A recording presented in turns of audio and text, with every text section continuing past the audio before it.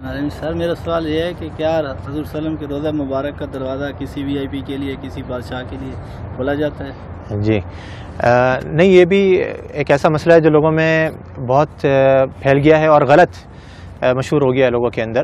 لوگ یہ سمجھتے ہیں کہ فلاں بادشاہ وغیرہ آتے ہیں اور وہ نبی صلی اللہ علیہ وسلم کی قبر کی زیارت کے لیے جاتے ہیں۔ آپ کو عمومی طور پہ میں خلاصہ بتاؤں کہ یہاں کے بادشاہ بھی نبی صلی اللہ علیہ وسلم کی قبر کی زیارت نہیں کر سکتے ہیں، قبر کی یعنی کہ قبر تک نہیں جا سکتے ہیں۔ صحیح، ہم بھی جو جاتے ہیں، آپ نے دیکھا ہوگا ہم کہاں تک جا سکتے ہیں؟ جو جالی لگی ہوئی ہے، جالی یہ کس نے لگائی ہے؟ جالی یہ سعودی حکومت نے لگائی ہے، یعنی کہ پرانے زمانے میں جالی نہیں لگی ہوتی تھی۔ اس کے پیچھے، جالی کے پیچھے کیا ہے؟ بہت سے لوگ یہ سمجھتے ہیں، وہ جھانک کر کے دیکھ رہا ہوتا ہے کہ ہمیں قبر نظر آ جائے کسی طریقے سے۔ قبر ناممکن ہے کہ نظر آ جائے، کیونکہ جالی کے پیچھے 3 دیواریں ہیں۔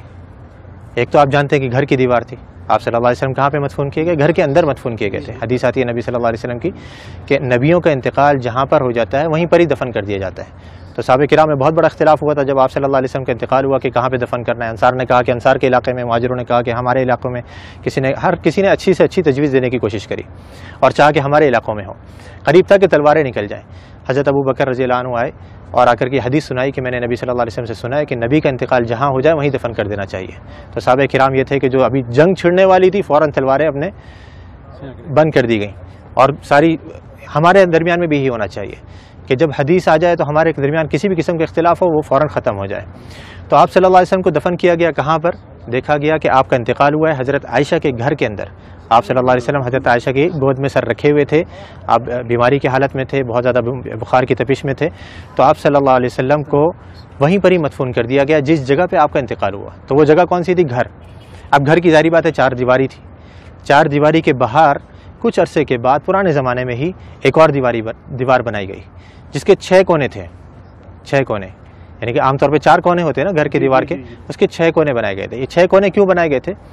پیچھے کی طرف سے قبلہ بھی اس طرف ہے، جنوب میں، مدینہ کا جنوب میں قبلہ ہے، گھر ادھر ہے، گھر کے پیچھے کا جو علاقہ ہے وہاں پہ تیکون بنایا گیا تھا۔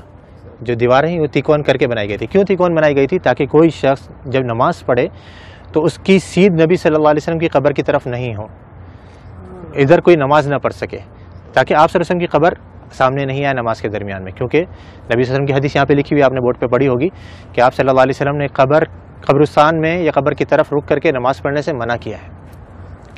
تو وہاں پہ یہ دوسری دیوار بنائی گئی۔ اب 2 دیواریں بنی ہوئی ہیں، تیسری دیوار ان دونوں دیواروں کے درمیان میں بنائی گئی، اس کے باہر نہیں۔ 2 دیواریں بنی ہوئی ہیں، ان کے درمیان میں یہ تیسری دیوار بنائی گئی۔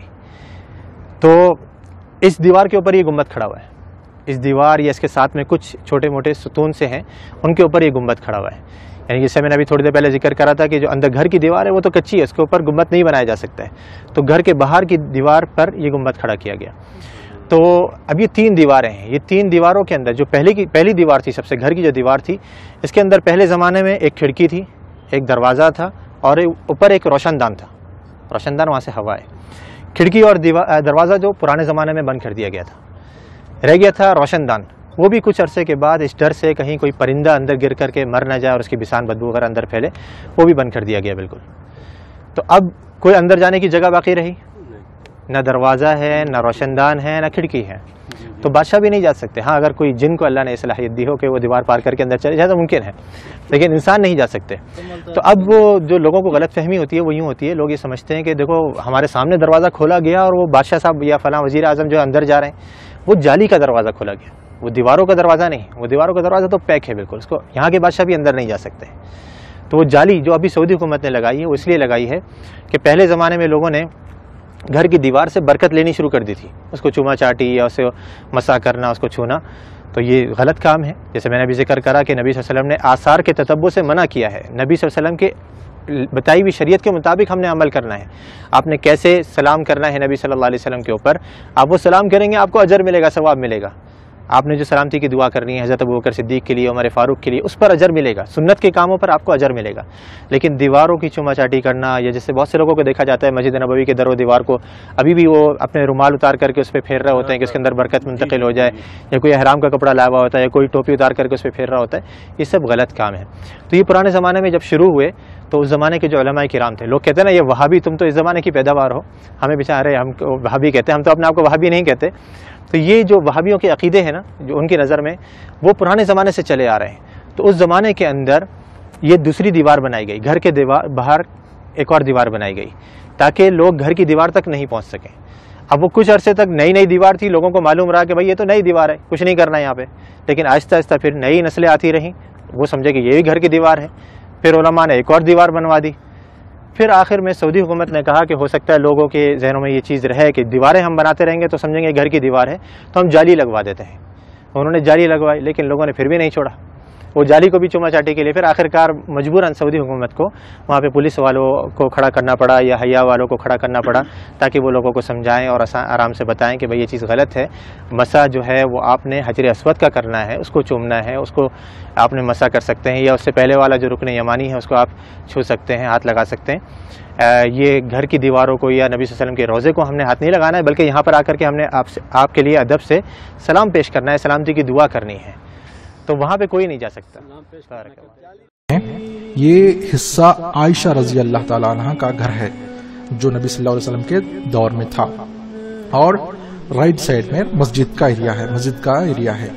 آپ تمام جانتے ہیں کہ نبی صلی اللہ علیہ وسلم عائشہ رضی اللہ تعالیٰ عنہ کے گھر میں ہی انتقال کر گئے، اور عائشہ رضی اللہ تعالیٰ عنہ کے گھر میں 3 قبریں ہیں، ایک محمد صلی اللہ علیہ وسلم، اور اس سے تھوڑا سا نیچے ابوبکر صدیق رضی اللہ تعالیٰ عنہ، اور دوسرے عمر رضی اللہ تعالیٰ عنہ۔ یہ 3 قبریں ہیں۔ پھر کچھ سال بعد یعنی 80 ہجری میں جو عائشہ رضی اللہ تعالیٰ عنہ کا چھت تھا وہ گر گیا، تو عمر بن عبدالعزیز نے وہاں کے اس جگہ پر انہوں نے کیا کیا، ایک 4 کونی ایک دیواریں بنائی جس کا کوئی دروازہ نہیں تھا، اور نیا چھت بنایا۔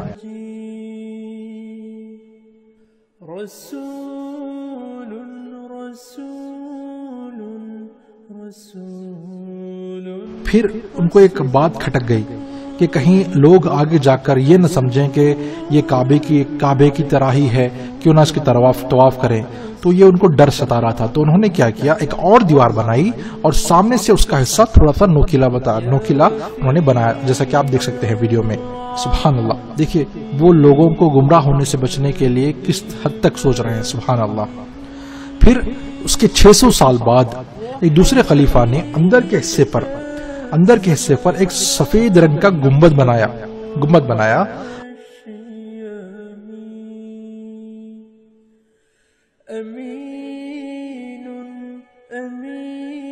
اور اطراف میں ایک اور دیوار بنائی جس کے اطراف میں ہرے رنگ کا کپڑا لگایا گیا ہے جس پر لا الہ الا اللہ محمد رسول اللہ لکھا ہوا ہے۔ اور اس گنبد کے بارے میں یا ابھی جو اس وقت گنبد ہے اس کے بارے میں ہمارا ایک اور ویڈیو ہے، اس پر آپ اس میں تفصیلی ڈیٹیلز دیکھ سکتے ہیں، ٹھیک ہے۔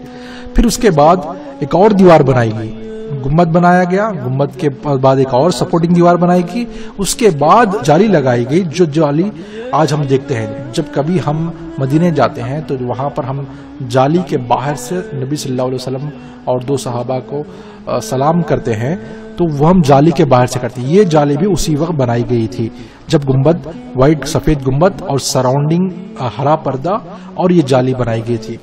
اکثر لوگ یہ سوچتے ہیں کہ یہ جو ہرا کپڑا ہے اس کے اندر ہی جو یہ خبر ہے، اور وہ اگر ہرا کپڑا نکالا جائے تو ہم خبر دیکھ سکتے ہیں، ایسا نہیں ہے۔ آپ تمام جانتے ہیں کہ کتنے دیواریں اس کے اندر بنائی گئی ہیں تاکہ کوئی فتنہ نہ ہو اور کوئی جو ہے گمراہی نہ ہو۔